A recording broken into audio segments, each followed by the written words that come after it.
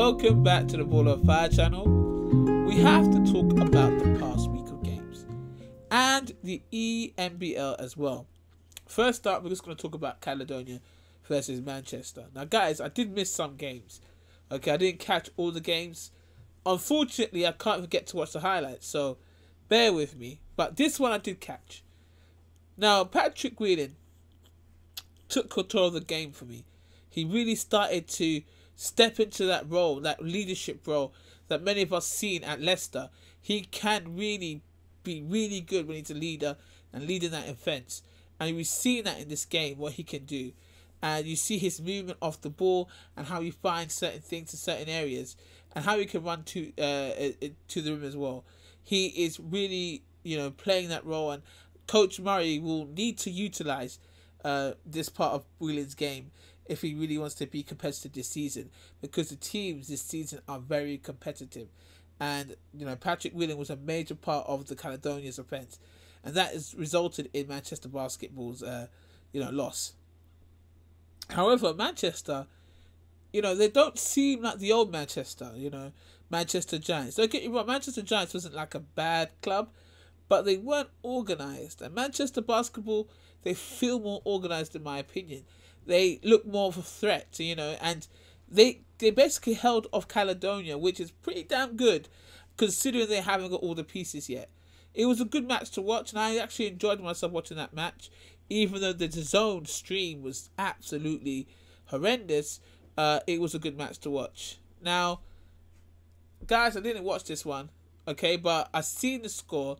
Leicester, they've done it again. Incredible performance of Bristol. Now, I'm not going to lie, I didn't watch it, like I said to you guys. I didn't watch this one. I couldn't get any highlights either, which is kind of weird. Normally they have highlights on their YouTube channel, but they don't have any highlights. But I'm sure the guy I was talking about, the signing, Abercrombie, I'm pretty sure that he was one of the main reasons why Leicester was won this game. He's an asset for the team, clearly. Because when I looked at him on his highlights, the guy can play. He's a good player. And so, I'm pretty sure that he was one of the reasons why they won.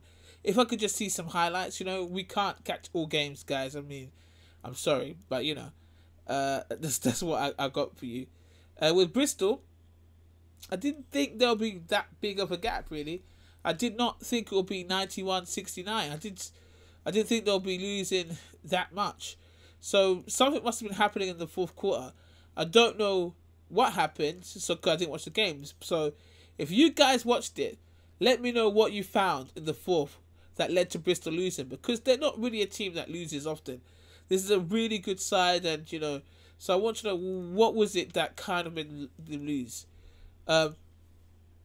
Obviously, you guys know I didn't get to see this game either. So with the Newcastle, and versus Newcastle versus the Sheffield Sharks, these two teams are very similar in their approach of games.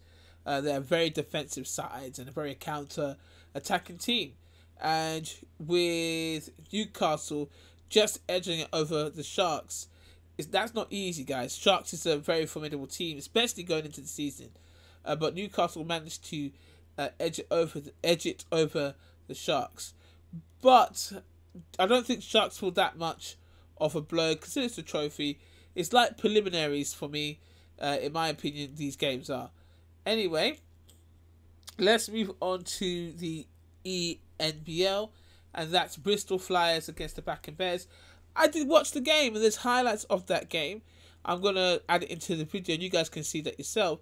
Yeah, I watched the game. The game was absolutely good. Bristol Flyers, when they first came out of, when they first started playing the game, looked amazing. The passing was amazing. Finding the players was amazing. But this game was about defensive display. Bristol locked down the Backen Bears, and the Backen Bears locked Bristol down. Basically, they weren't getting a shot off. Either one of the teams weren't getting a shot off.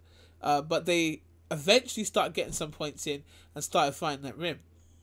What I could say is Bristol did let themselves down with the turnovers, and Backen Bears exploited those turnovers quite a lot.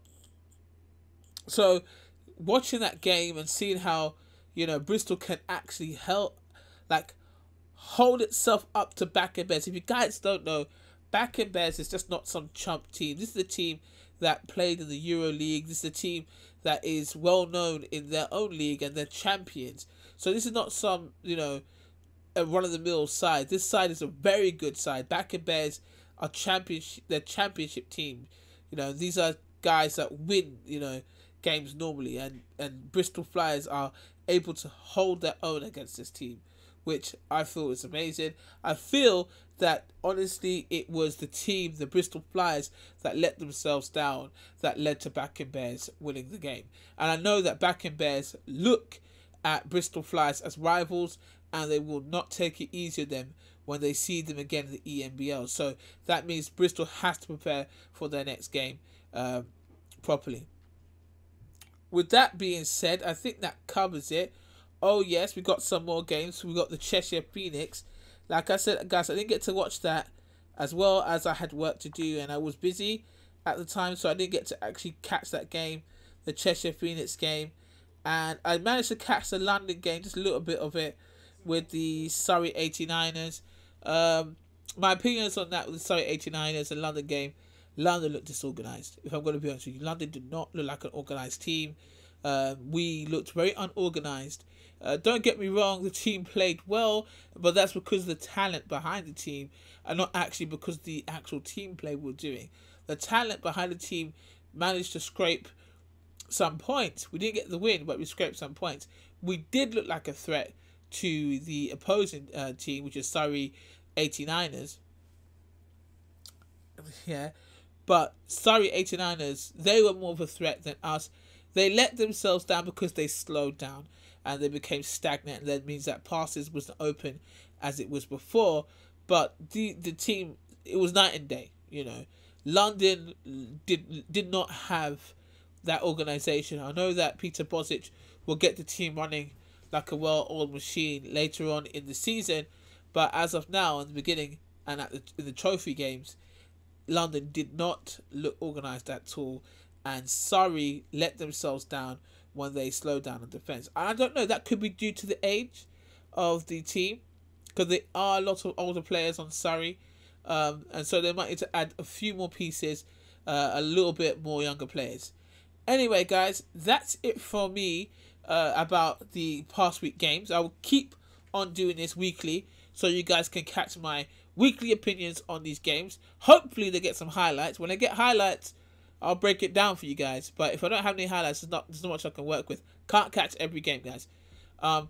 But yeah, until that time, I'll see you guys later. Now, do look out for the Trade Talk Part 3. Just looking at all the trade signings. Look at the ones that are going to stand at the season, in my opinion. And I'm going to be talking about them soon. So, Trade Talk 3 will be coming out soon. Anyway, until that time, guys, peace.